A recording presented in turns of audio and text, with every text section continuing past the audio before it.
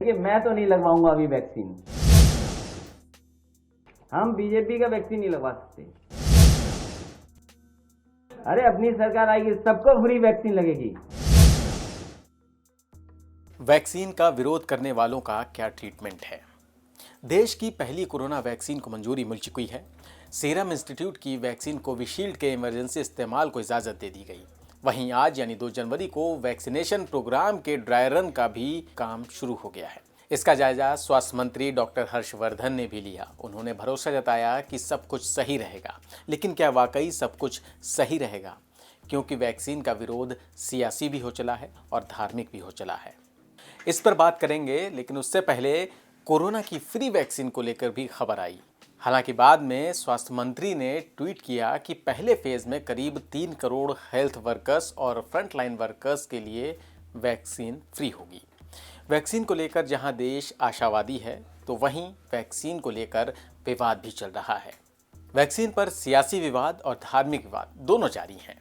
पहले बात सियासी विवाद की। यूपी के पूर्व मुख्यमंत्री अखिलेश यादव को कोरोना की वैक्सीन कंपनी की नहीं बल्कि बीजेपी की वैक्सीन नजर आ रही है।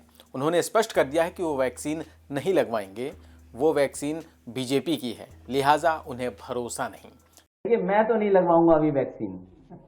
मैंने अपनी बात कह दी, और वो भी बीजेपी लगाएगी, उसका भरोसा करूंगा मैं? अरे जाओ भाई। अरे अपनी सरकार आएगी, सबको फ्री वैक्सीन लगेगी। हम बीजेपी का वैक्सीन नहीं लगवा सकते। वहीं अखिलेश यादव के बयान पर डिप्टी सीएम केशव प्रसाद मौर्य का पलटवार भी आया। उन्होंने कहा कि अखिलेश यादव को वैक्सीन पर भरोसा नहीं और उत्तर प्रदेश वासियों को अखिलेश यादव पर भरोसा नहीं।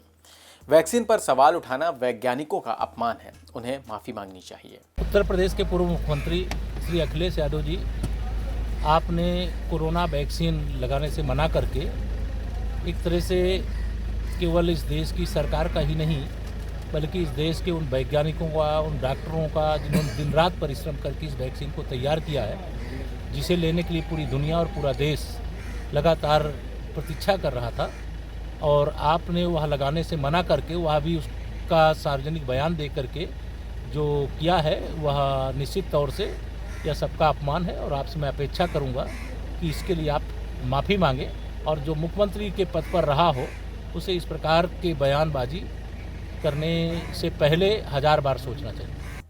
वैक्सीन पर सियासी विवाद की ये कहानी अभी आगे और बढ़ने की संभावनाएं हैं। अब बात धार्मिक विवाद की।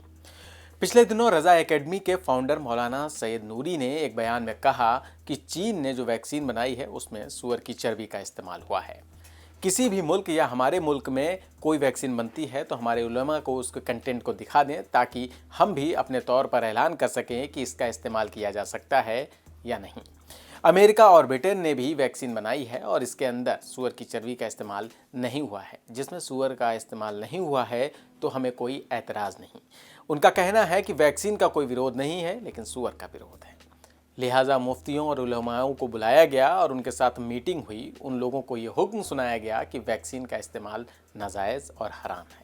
वहीं मुस्लिम धर्मगुरु और ऑल इंडिया जमीयत दावतुल मुस्लिमीन के अध्यक्ष कारी इशाक गोरा ने मुंबई की रजा अकादमी का समर्थन करते हुए कहा कि रजा अकादमी की अपील का हम समर्थन करते हैं।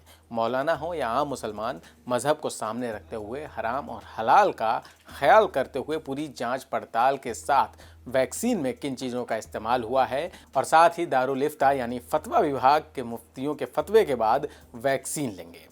तब तक कोई भी मुसलमान किसी भी तरह की अफवाह पर ध्यान न दे, क्योंकि अंतर्राष्ट्रीय स्तर पर मुसलमानों को वैक्सीन में सूअर के मीट के नाम पर उलझाने की कोशिश की जा रही है। वहीं भोपाल के मौलाना औसाफ खुर्रम ने भी वैक्सीन का विरोध किया। हालांकि पिछले दिनों ही वैक्सीन का विरोध करने वालों पर केंद्रीय मंत्री मुख्तार अब्बास नकवी ने कड़ी प्रतिक्रिया दी। उन्होंने कहा कि जो लोग वैक्सीन पर प्रश्न खड़ा कर रहे हैं वो शुद्ध रूप से लोगों की सेहत के दुश्मन हैं। ये वही लोग हैं जिन्होंने डेंगू वैक्सीन पर भी सवाल खड़ा किया था। हज यात्रा पर जाने वाले लोगों को जो वैक्सीन लगाया जाता है, इन्होंने तो उस पर भी सवाल खड़ा कर फतवा जारी कर दिया था। उन्होंने कहा इन्होंने तो फतवे की दुकान खोल रखी है और सब्जी की तरह फतवे बेचते हैं। इस तरह ये जो फतवे के फर्जी फेडरेशन है, ये फेडरेशन हमेशा लोगों को गुमराह करने के लिए खड़े होते हैं। वैक्सीन जब शुरू होगी तो ये फर्जी फेडरेशन वाले लोग सबसे पहले इसे लगा लेंगे। मुस्लिम धर्मगुरुओं के अलावा हिंदू महासभा के स्वामी चक्रपाणी ने भी वैक्सीन पर सवाल खड़े किए थे। उन्होंने कहा था कि कोरोना की वैक्सीन में गाय का खून है, इसलिए वैक्सीन को देश में इस्तेमाल करने की इजाज़त नहीं मिलनी चाहिए। चक्रपाणी ने इसको लेकर राष्ट्रपति रामनाथ कोविंद को एक ज्ञापन भी भेजा। उनका कहना है कि जब भी कोई दवाई बनती है तो उसमें क्या क्या मिलाया गया है यह जानकारी दी जाती है। तो आखिर कोरोना की वैक्सीन को लेकर भी जानकारी क्यों नहीं मिलनी चाहिए? हमें ऐसी जानकारी मिली है कि अमेरिका में जो वैक्सीन तैयार हुई है उसमें गाय के खून का इस्तेमाल किया गया है। तो कुल मिलाकर कोरोना वैक्सीन को लेकर सरकार साल भर से पसीना बहा रही है और जब लोगों को उसको खुराक देने का वक्त आ गया है तो ये तमाम बातें हो रही हैं। उम्मीद है इस कंफ्यूजन को सरकार जल्द दूर करेगी, क्योंकि धीरे धीरे अगर ये बढ़ा तो लोग वैक्सीन के प्रोग्राम से कहीं कतराने ना लगें। तो वहीं वैक्सीन के सियासी विवाद का भी हल सरकार को ही ढूंढना होगा। कोरोना वैक्सीन को लेकर आपकी क्या प्रतिक्रिया है, कमेंट बॉक्स में हमें ज़रूर बताएं। नमस्कार।